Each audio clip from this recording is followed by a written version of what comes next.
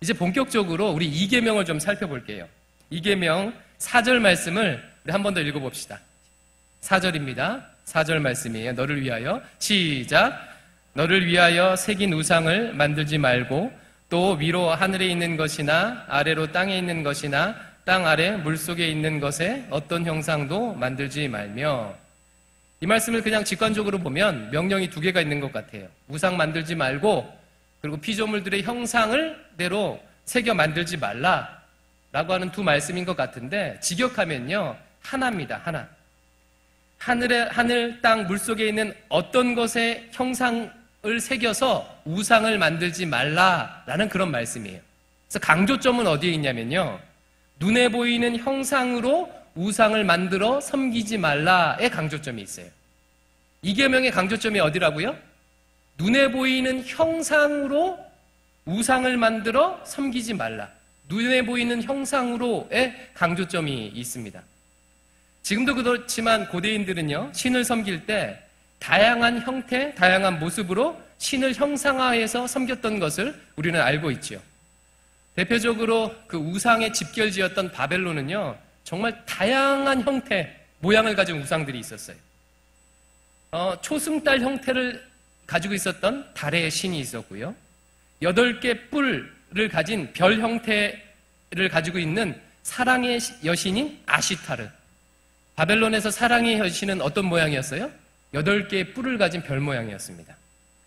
그리고 여신 네르갈, 지하의 여신 네르갈은요, 날개 달린 사자의 형상의 모습이었다고 합니다.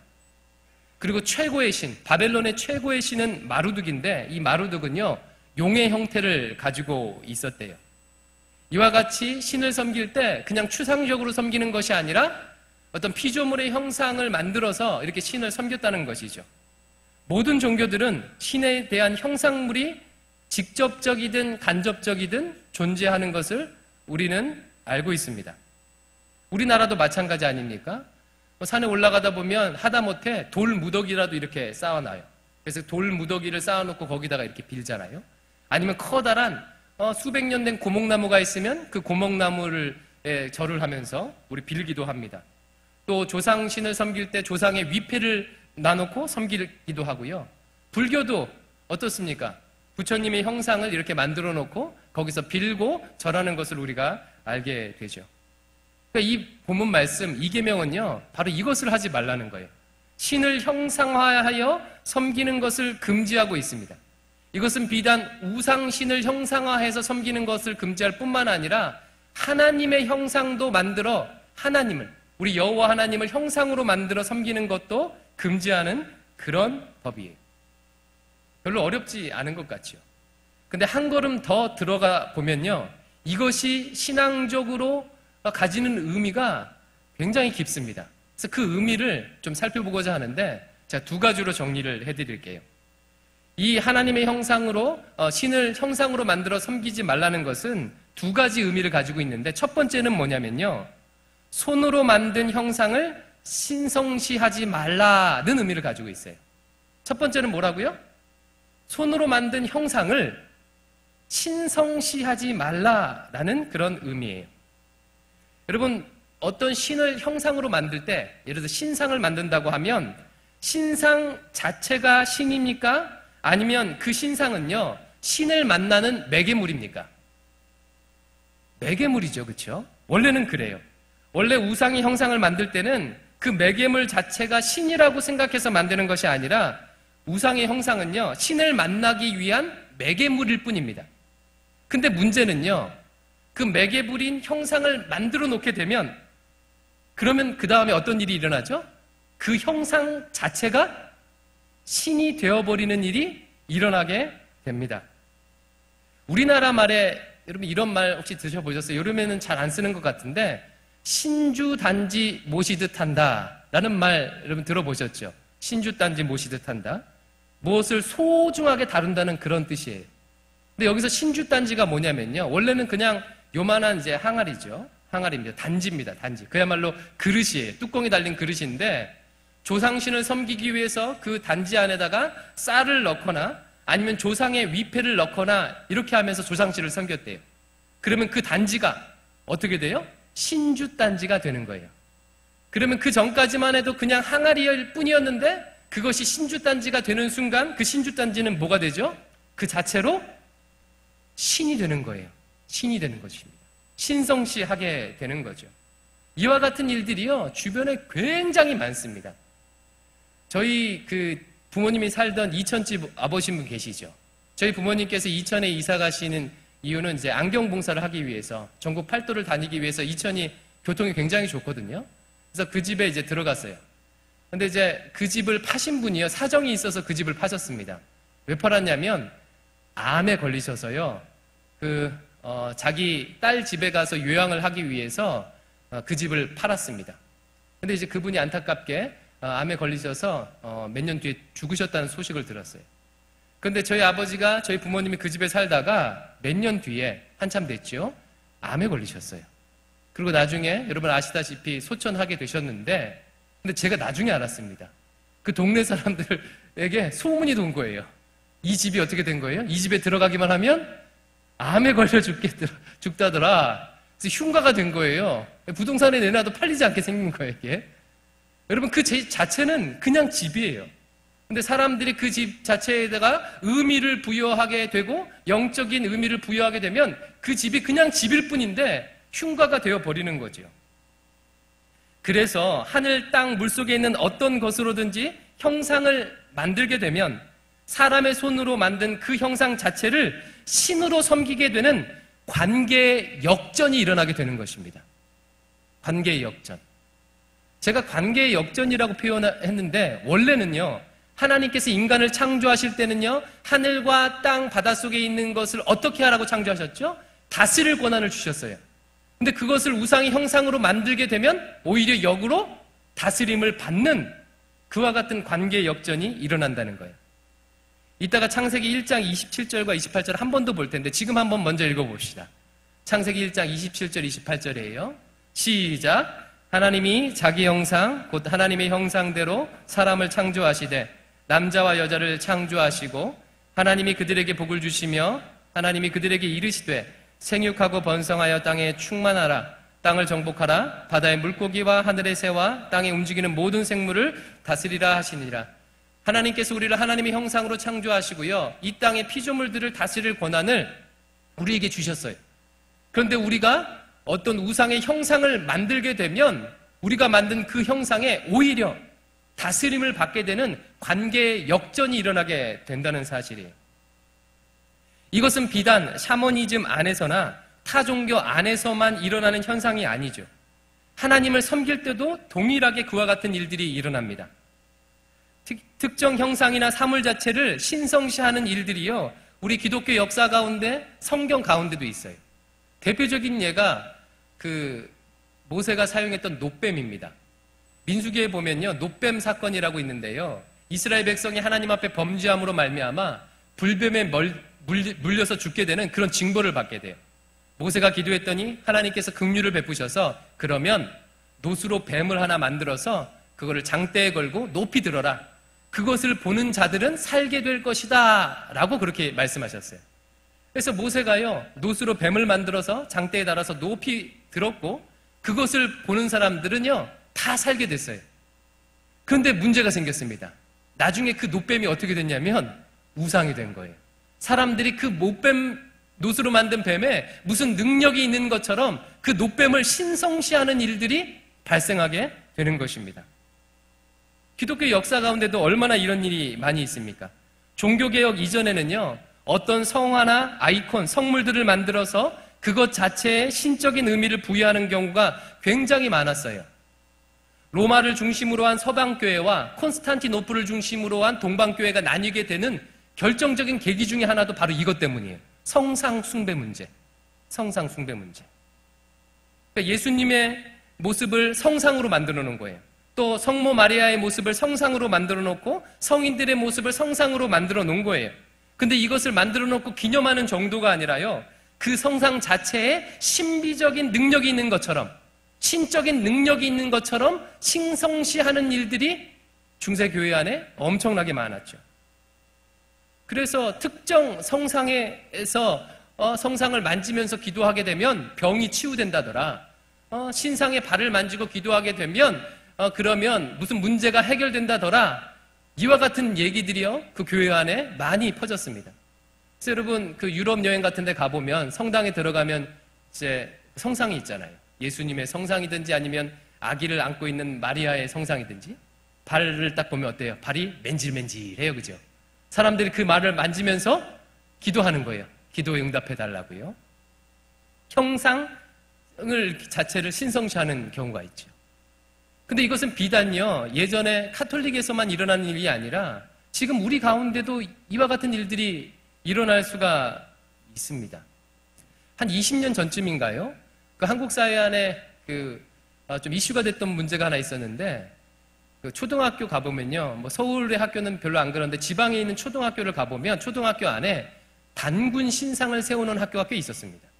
뭐 단군 신상이나 뭐 이승복이나 유관순 동상 이런 거 세우는 학교가 꽤 있었는데, 20년 전쯤인가요? 한 기독교 단체와 기독교인들이요, 그 초등학교를 다니면서 단군 신상을 다 이제 부서뜨리는 거예요. 그런 일이 막 발생한 거예요. 그래서 뉴스에 나오고 막 그랬어요. 뿐만 아니라 최근까지도 어떤 선교단체에서요, 절에 들어가서 불상을 파괴하는 일들이 막 있었습니다. 여러분, 이분들이 잘했습니까? 못했습니까? 이래도 돼요? 그러면 안 되면 왜 안 되죠? 이분들이 그 단군 신상을 파괴하고요, 불상을 파괴하는 이유는 뭐가요? 직접 제가 물어보진 않았지만요, 제가 생각할 때는 바로 이 계명 때문인 것 같아요. 그죠? 이 계명에 우상의 형상을 만들지 말라 했는데 이 계명을 실천하기 위해서 아마 단군 신상을 파괴하거나 불상을 파괴했을 것 같아요. 그런데 참 아이러니하게요, 이 계명을 지키려고 했는데 오히려 이 계명을 어겨버리는 일이 발생합니다. 지금 이와 같이 단군 신상을 파괴하거나 불상을 파괴하는 일이 나쁜 이유는 예수님께서 칼로 선자는 칼로 망한다는 폭력적인 방법을 사용하지 말라는 그 말을 어기는 것일 뿐만 아니라요, 그 행위 저변에 깔려있는 인식이 적절치 않기 때문에 그래요. 이 계명에 위배되기 때문에 그렇습니다. 왜 단군 신상을 파괴하고 불상을 파괴합니까? 그 신상 자체에 신적인 의미를 부여하기 때문에 그래요. 신상을 파괴하고 불상을 파괴하는 것이 영적 전쟁이라고 생각하기 때문에 그렇습니다. 따라서 이 계명을 지키려고 그렇게 했는데 오히려 이 계명이 금지하고 있는 형상 자체에 신적 의미를 부여하지 말라, 신성시하지 말라는 그 취지를 어겨버리는 그 역설이 오히려 일어나게 되는 것이죠. 그래서 에베소서 말씀에서는 뭐라고 얘기합니까? 우리의 싸움은 혈과 육에 대한 싸움이 아니요, 눈으로 보이는 것과의 싸움이 아니래요. 그렇게 얘기하고 있지 않습니까? 이 밖에도 굉장히 많습니다. 예를 들면 이 강대상 한번 생각해 보세요. 예전에는요, 이 강대상에 아무나 못 올라왔어요. 목사가 올라올 때도 신발을 벗고 올라와야 되고요. 여러분, 여기서 우리 청년들이 가끔 간증하는데요, 예전 같으면 일어날 수 없습니다. 물론 이 강대상이나 이것을 소중하게 여기고 이것의 의미와 가치를 부여하는 것은 굉장히 중요하지만 이 강대상 자체를 신성시하게 되면 어떻게 됩니까? 우리가 바로 이 계명을 어기는 거예요. 이 강대상에서 기도해야 막 응답이 된다, 막 이렇게 생각하거나 그러면, 여러분, 기도할 때, 우리 교회 본당 안에서 기도할 때 어디에서 기도하는 게 가장 응답이 빠를까요? 자, 여기 십자가 밑에서, 여기 성가대석에서, 아니면 이 회중석 1층에서 아니면 2층에서 어딜까요? 여러분, 질문 자체가 잘못됐죠, 그렇죠? 예. 만약 이것을 신성시하게 되면요, 이것을 소중하게 여기는 것을 넘어서서 절대라는 가치를 부여하게 되고, 그러면 하나님의 말씀을, 이 계명을 어기게 되는 것이죠. 굉장히 많아요. 특정한 예배 시간, 그래서 특정한 예배 시간을 대예배, 본예배 이런 표현을 사용하면서 그것만이 예배 드리는 것처럼 여길 수도 있지요. 또 특정한 예배의 장소, 꼭 내 교회에서 이 본당에서 드려야 예배로 여기는 거, 이런 것들을 지금 이와 같이 특정한 형태와 형식들을 우상 숭배하는 거, 신성시하는 것을 금하는 법이 바로 이겁니다. 선교도 마찬가지죠. 예전에는 선교를요, 특정 기독교 문화를요, 전파하는 것이라고 생각하던 때가 있었어요. 특정 기독교 문화를 신성시할 때 마치 선교가 그런 문화를 전하는 것이라고 생각하는 때가 있었습니다. 특별히 서구 기독교가 그런 오류를 많이 저질렀죠. 그리고 우리도 그런 오류를 지금 답습하고 있습니다. 문명의 우월성을 바탕으로 특별한 서구식의 예배의 형태, 서구식 예전 자체를 전하는 것을 선교하는 것이라고 생각하던 때가 있었어요. 그래서 저는 참 안타까워요. 기독교가 전해지는 곳마다 예배 형태가 다 비슷해요. 예배 형태가 비슷해요. 우리가 하나님을 사랑하고 하나님을 찬양하고 주의 말씀을 선포되고 이런 것들은 어디 가든지 있어야 되겠지만요, 어디 가든지 예배 드리면 다 서구식으로 피아노 치고 기타 치고 막 이렇게 예배합니다. 한번 질문 드려볼게요. 아프리카에 선교를 했는데 그 부족이 예수님을 영접했어요. 근데 이분들이 자기가 예전에 하던 방식대로, 요즘에 이런지는 모르겠는데 극단적인 비유죠. 그 마을 한가운데다가요, 이렇게 장작더미를 쌓아놓고 불을 붙여요. 그리고 마을 주민들이요, 팬티만 걸치고 나와서 막 하면서 하나님을 찬양하고 자기들이 만든 그 타악기를 막 치면서 하나님을 찬양하고 예배합니다. 그러면 그 예배는요, 하나님께서 받으실 만한 예배입니까? 아닙니까? 예배일 수 있죠. 예배일 수 있죠. 근대 선교학이 발전하게 된 계기도 이렇습니다. 이런 문제점에 대한 반성 때문에 근대 선교학이 발전했어요. 아, 선교한다는 것은 어떤 기독교 문화를 전하는 것이 아니구나. 선교한다는 것은 그들의 삶의 방향을 바꾸는 것이구나. 예전에는 우상을 향해서 절했던 사람들이 하나님을 향해서 예수 그리스도를 향해서 그렇게 절하고 섬기는 것이구나 라는 반성 때문에 근데 선교학이 또 생겨났습니다. 오늘부터 우리가 군산에 선교를 하러 갑니다. 근데 기억할 것은 무엇입니까? 기독교 문화를 전하러 가는 것이 아님을 기억하시기 바래요. 우리가 전하는 것은 예수 그리스도의 십자가의 사랑입니다. 하나님의 살아계심입니다. 예수 그리스도의 그 십자가의 사랑을 전하러 간다는 것을 반드시 기억하시고 어떤 매개물을, 특정 형태를 신성화하는 그런 오류를 범하지 않기를 주의 이름으로 축원드립니다. 이것이 첫 번째 의미예요. 의미를 좀 들어보니까 정말 깊은 의미들이 있지요. 그리고 우리 삶에 얼마나 이 계명이 어떤 식으로 적용될 수 있는지가 보여지죠. 근데 두 번째 의미는요, 더 중요합니다. 두 번째 의미는 무엇이냐면, 제가 결론을 얘기하기에 앞서서 질문을 먼저 드릴게요. 왜 사람들은 신을 눈에 보이는 형상으로 만들려고 할까요? 그냥 신을 섬기지, 그냥 추상적으로 보이지 않게 그냥 섬기지, 왜 사람들은요, 신을 눈에 보이는 형상으로 만들려고 할까요? 그것은 지난 시간 말했던 우리가 우상을 만드는, 즉 다른 신을 만들려는 이유와 관련되어 있습니다. 지난주에는 1계명을 설명하면서요, 우리가 우상을 만드는, 다른 신을 만드는 이유는 우리의 탐욕과 두려움 때문이라고 했습니다. 우리가 농사를 짓고 있는데 더 많은 수확물을 얻으려는 욕심, 그리고 혹시 농사가 망치면 어떨까 하는 그런 두려움 때문에 비의 신, 비를 관장하는 신을 만들어 그렇게 우상 숭배하게 되는 것이죠. 우리의 탐욕과 두려움 때문에 우상을 섬긴다고 했어요. 그런데 내가 섬기는 그 신이 내가 원하는 것을 주도록 하기 위해서는요, 다시 말하면 그 신의 능력을 이용하기 위해서는 반드시 필요한 것이 하나가 있습니다. 그게 뭐겠어요? 그 신을 특정한 장소에 특정한 형상으로 그렇게 제한해 놓아야 해요. 그래야 이용해 먹을 수가 있고 그 앞에 나가서 기도할 수가 있어요. 신이 어디 계신지도 모르는데 그 신에게 기도하고 그 신에게 요청할 수 있을 수는 없잖아요.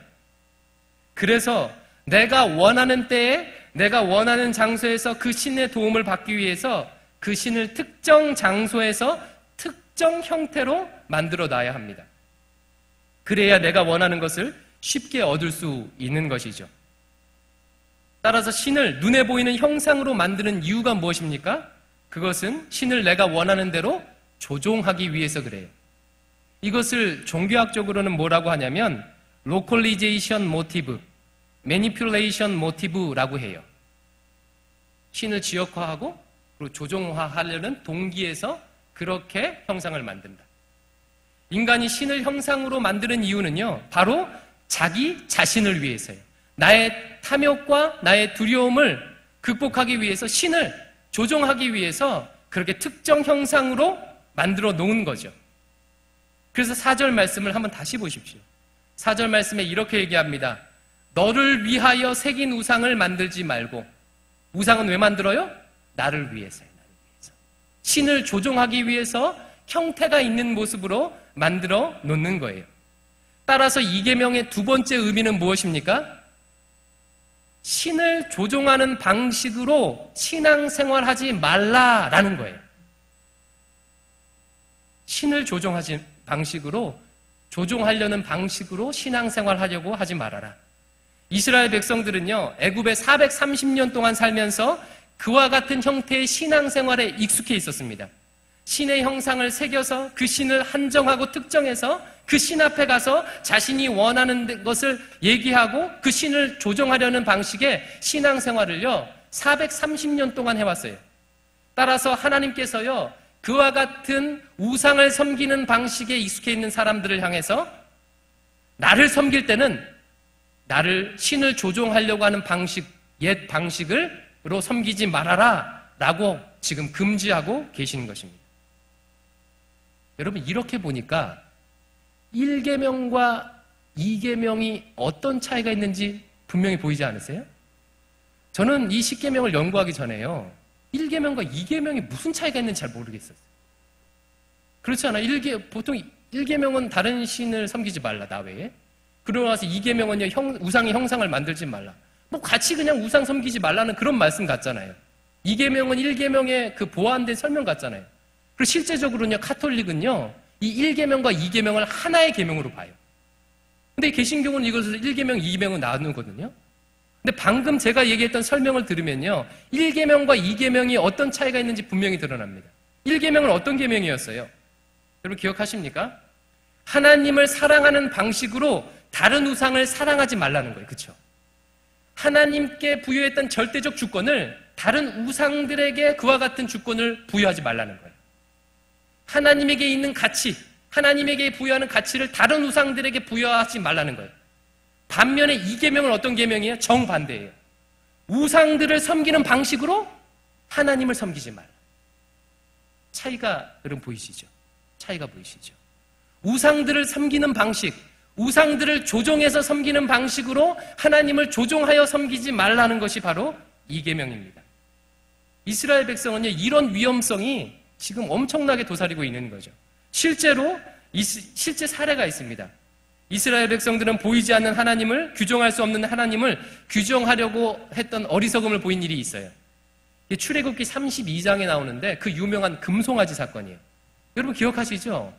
모세가 지금 이 10계명을 받으러 시내산에 올라갔어요. 근데 40일이 다 됐는데 안 내려온 거예요. 그러니까 이스라엘 백성들 입장에서는요, 이게 모세가 죽었는지 살았는지 소식은 없고 그러니까 두렵기 시작하는 거예요.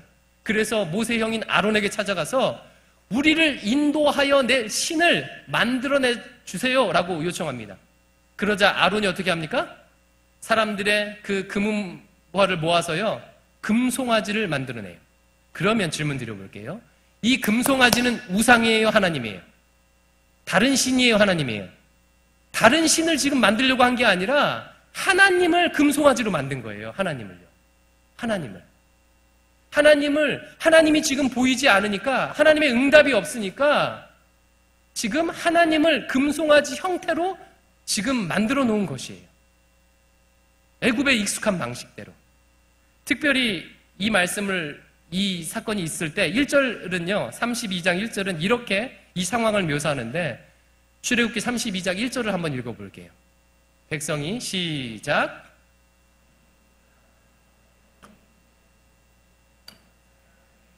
말하되 일어나라, 우리를 위하여 우리를 인도하여 신을 만들라. 이 모세 곧 우리를 애굽 땅에서 인도하여 낸 사람은 어찌 되었는지 알지 못하니. 중요한 단어는요 뭐냐면, 백성이 모세가 산에서 내려옴이 더딤을 보고예요. 더딤을 보고. 즉 이스라엘 백성들은 이때쯤이면 모세가 내려왔어야 돼요. 지금쯤이면 모세가 우리 앞에 있어야 돼요. 그런데 한참을 기다려도 모세가 안 나타나는 거예요. 따라서 이스라엘 백성들이 신을 만들 때는 어떤 동기가 있는 거예요? 때를 주관하고 싶은 마음이요. 때를 주관하고 싶은 마음. 자기가 원하는 때에 나타나지 않으니까 우상의 형상을 만든 겁니다. 하나님을 금송아지로 만든 거예요. 따라서 이 지금 금송아지 사건은요, 하나님께서 자신들이 원하는 때에 자신들이 원하는 방식으로 인도해 주셔야 하는데 그것이 보이지 않으니까 형상을 만든 그런 사건이에요. 애굽의 우상 숭배 이스라엘 백성이 얼마나 익숙해져 있는지를 보여주는 대표적인 사건이죠. 자신들이 원하는 때에 자신들의 방식으로 인도받기 위해 형상을 만들었습니다. 하나님을 매니플레이트하는, 조종하기 위해서 형상을 만든 거죠. 그런데 이스라엘 백성만 그러냐? 우리 자신도 그럴 때가 얼마나 많이 있는지 모릅니다. 우리의 신앙생활의 중요한 싸움이요, 바로 여기에 있습니다. 내가 하나님을 조종하는 방식으로 신앙생활을 할 것인가? 아니면 하나님께서 나를 다스리는 방식으로 신앙생활을 할 것인가가 신자가 이 땅에 살아가면서 싸우는 핵심적인 싸움 중에 하나예요. 근데 경험해 보니까 어때요? 우리 육신의 본능은 전자를 선호합니까? 후자를 선호합니까? 전자를 선호해요. 내가 원하는 때에 내가 원하는 방식으로 하나님이 역사해 주시기를 원하면서 그와 같은 방식으로 신앙생활합니다. 여러분, 사람들이 어떤 메시지를 선호하죠? 이런 메시지를 선호해요. 어떤 사람이 나와서 간증을 합니다. 여러분, 제가 경제적으로 완전히 망했습니다. 사업이 쫄딱 망했습니다. 그래서 제가 하나님 앞에 40일을 작정하여 새벽 기도를 했습니다. 그랬더니 하나님께서 내 막혔던 계약이 성사되게 하시고 제게 복을 주셔서 이렇게 대박을 터뜨렸습니다. 많은 사람들이 이와 같은 간증에 열광합니다. 그런데 막상 이 간증을 듣고 감동받아서 그렇게 하나님 앞에 40일을 작정하여 기도했던 나에게는 어떤 일이 일어나죠? 나도 직장 문제가 있고 건강 문제가 있고 재정 문제가 있어서 작정하여 기도할 때가 있잖아요. 여러분 있잖아요. 그렇게 기도했더니 여러분 어떤 일이 일어났습니까? 문제는 나에게는 그런 일이 별로 안 일어난다는 거예요. 그럼 나에게는 어떤 일이 일어나죠? 정말 하나님 앞에 간절해서 기도했어요. 그런데 내가 기도하는 하나님 앞에 원하는 것은요, 별로 대단한 소원도 아닙니다. 별로 욕심도 아니에요. 한번 생각해 보십시오. 하나님 직장 보내주세요. 이게 무슨 대단한 소원이에요? 욕심이에요? 그렇지도 않잖아요. 하나님 결혼하게 해주세요. 이게 무슨 대단한 소원이에요? 너무 당연하고 자연스러운 소원 아닙니까? 제가 볼 때는 우리 청년들이 하나님 앞에 기도하는 기도 제목들을 보면요, 너무 대단한 게 아니에요. 무슨 탐욕을 바라는 게 아니에요.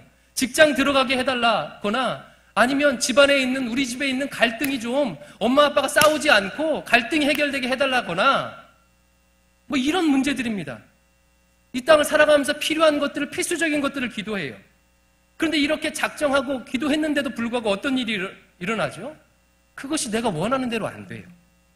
그러면서 내 의지가 막 꺾여지죠. 또한 내가 원하는 때에 이루어지는 법이 별로 없습니다. 꼭 내가 마음에 작정한 때를 넘겨서 속을 태우게 하시거나 마치 내 인내심의 한계를 시험하시듯이 오랫동안 기다리게 하는 일들이요, 너무나도 많이 있죠. 그렇다면 이렇게 기다리고 고생했으면 대박을 터뜨려주게 해주셔야 하는데 하나님은 어떻게 하시죠? 우리에게 숨통이 트일 만큼만, 이 순간에 감사할 만큼만 허락해 주셔요. 그러면 아까 전자에 간증했던 그 사람과 나를 비교하면 어떤 생각이 듭니까? 도대체 하나님 앞에 나는 뭐예요? 하나님은 나를 사랑하시는 건 맞아요? 지금 내 신앙은 정상입니까? 혹시 내가 그냥 40일 새벽 기도할 게 아니라 금식을 안 했기 때문에 나에게는 그런 일이 일어나지 않는 것입니까? 이런 생각이 든다고요. 그런데 오늘 이계명을 살펴보니까요, 여러분, 누가 진짜로 여호와를 섬기는 신앙에 합당한 신앙생활을 하고 있는 거죠? 40일 새벽 기도해서 대박을 터뜨리는 방식으로 신앙생활을 했다는 간증자와 많은 좌절을 겪으며 내려놓고 포기하는 방식으로 신앙생활하는 내가 누가 지금 참된 신앙생활을 하고 있는 것입니까? 40일 새벽 기도에서 내가 원하는 때에 원하는 것을 하나님으로부터 얻어내는 방식을 지금 이 계명에서는요, 금하고 있는 거예요. 이것을 우리는 기복신앙이라고 얘기합니다. 내가 원하는 복을 원하는 복을 빌어서 하나님으로부터 얻어내는 방식, 하나님을 조종하는 신앙, 이것이 우상 숭배하는 신앙이래요. 반대로 참 기독교 신앙은 무엇이에요? 40을 작정하면서 기도하면요, 이상한 일이 벌어져요. 처음에는 반드시 이 일이 돼야 하고 이때에 돼야 하고, 그렇지 않으면 죽을 것 같은 생각이 들어요. 망할 것 같은 생각이 들어서 하나님 앞에 기도합니다. 하나님, 이번에 꼭 취직해야 돼요. 저 지금 얼마나 많이 떨어졌는지 아시죠? 원서 넣었는데 엄청 많이 떨어졌잖아요. 이번에도 떨어지면 제가 엄마한테 뭐라고 할까요? 저 순장이잖아요, 순장. 죽을 것 같아요. 근데 하루 이틀 계속 기도하다 보면요, 방식과 때를 주관하고 싶은 내 욕심과 내 집착이 조금씩 놓아지게 됩니다. 그리고 좀 더 기도하게 되면 하나님의 뜻, 세상 그 무엇으로도 제한할 수 없는, 그리고 존재의 근원 되시는, 온 세상 천지 만물을 다스리시는 영원하신 하나님의 뜻이 무엇인지를 묻게 돼요. 그럼 하나님의 뜻은 도대체 뭐예요? 하나님, 저한테 뭘 원하시죠? 라고 묻게 되죠. 그리고 좀 더 기도하게 되면 어떤 일이 일어납니까? 그 뜻에 진심으로 순종하고 싶은 마음이 생겨요. 그리고 기도가 바뀝니다. 기도를 시작할 때만 하더라도 내 뜻을 주장했다가 이제는 내 뜻이 아니라 하나님의 뜻이 이루어지도록 기도하게 됩니다. 그리고 하나님의 뜻에 순종할 수 있는 믿음을 달라고, 하나님 순종할 수 있도록 도와주시옵소서라고 기도하게 되는 것이죠. 그렇게 기도하게 되면 어떻습니까? 아직 환경은 변화된 것이 하나도 없어요. 하지만요, 그 전까지만 해도, 기도하기 전까지만 해도 내 마음을 사로잡고 있던 그 두려움이 사라집니다. 그 하나님께서 내 삶을 가장 신실하고 온전하게 인도해 주실 것이라는 믿음이 마치 언 땅에 새싹이 돋아나듯이 가슴속에 돋아나기 시작해요. 그리고 온전히 주님께 내 삶을 맡기겠다고, 그럴 수 있게 도와달라고 고백하게 되고, 한 계단 한 계단 한 계단 하나님의 인도하심을 보면서 믿음의 걸음을 걸어가게 됩니다. 바로 이것이 기독교 신앙이고, 신자는 이와 같은 과정을 경험해요. 따라서 사랑하는 청년 여러분, 사랑하는 성도 여러분, 만약 하나님이 내가 원하는 것을 잘 들어주시지 않는 것 같아요. 그렇게 느껴져요. 그리고 내가 원하는 때에 들어주시지 않고 자꾸만 기다리도록 하셔요. 그러면 정상이 아니에요. 정상이에요, 이게요. 지금 잘하고 계시는 거예요. 잘하고 계시는 거예요. 이게 이상한 일이 아니에요. 오히려 내가 기도한 대로 다 되는 것, 이것이 이상한 거예요. 그래서 여러분, 잘 살고 계셔요. 잘 살고 계셔요. 우상 숭배자들은 신을 형상으로 만들어 놓고 조종하려고 하죠. 하지만 참 신앙인은 하나님의 뜻이 내 삶에 이루어지도록 하는 삶을 살아가게 됩니다. 그리고 하나님은 그러한 삶을 살도록 우리를 창조하셨어요. 다시 한번 마지막으로 창세기 1장 27절과 28절을 보세요. 이게 다시 보일 거예요. 창세기 1장 27절 28절입니다. 시작. 하나님이 자기 형상 곧 하나님의 형상대로 사람을 창조하시되 남자와 여자를 창조하시고 하나님이 그들에게 복을 주시며 하나님이 그들에게 이르시되 생육하고 번성하여 땅에 충만하라. 땅을 정복하라. 바다의 물고기와 하늘의 새와 땅에 움직이는 모든 생물을 다스리라 하시니라. 이 계명에 보면 하나님께서는요, 자신을 피조물의 형상으로 만들지 말래요. 반면에 창세기 보면 뭐라 그래요? 하나님께서요, 우리를 뭐로 만드셨어요? 하나님의 형상으로 만드셨어요. 우리는 하나님을 어떤 피조물의 형상으로 새길 이유가 없는 존재들이에요. 왜? 우리가 하나님의 형상이니까. 우리가 바로 하나님의 형상이고 하나님의 형상으로서 이 세상에 하나님의 뜻을 이루며 살도록 지음받은 존재예요. 그리고 이럴 때 하늘과 땅과 바다에 있는 모든 피조물을 다스릴 수 있는 권한을 사용할 수 있는 그런 존재예요. 그러면 이 계명이 무슨 의미인지 분명히 드러나죠. 명확하게 지금 이 구절과 대조되고 있습니다. 이런 창조 질서를 거부하는 정반대의 삶을 살지 말라는 것입니다. 하나님의 뜻이 아니라 자신의 욕망을 위해서 하나님을 하늘과 땅과 바다에 있는 피조물의 모습으로 형상화하여서 하나님을 조종하지 말라는 것이에요. 그렇게 되면 오히려 하늘과 땅과 바다에 있는 그 피조물의 노예가 되는 비참한 삶을 살게 된다는 것입니다. 사랑하는 청년 여러분, 사랑하는 성도 여러분, 우리 앞에 두 가지 삶이, 두 가지 신앙생활이 놓여 있습니다. 한 가지는요, 내가 원하는 것을 얻기 위해서 하나님의 형상됨을 포기하고 하나님을 우상의 형상으로 가두고 하나님을 조종하려고 하는 신앙생활을 할 것인가? 그래서 그 욕망에 노예된 삶을 살 것인가? 아니면 하나님의 뜻이 나를 통해 세상에 드러나도록 하는 하나님의 형상으로서의 삶을 살 것인가? 그래서 피조물을 다스리는 이 권세를 누리며 살 것인가? 오늘 결정하시는 여러분 되시기를, 결단하신 여러분 되시기를 주님의 이름으로 축원드립니다.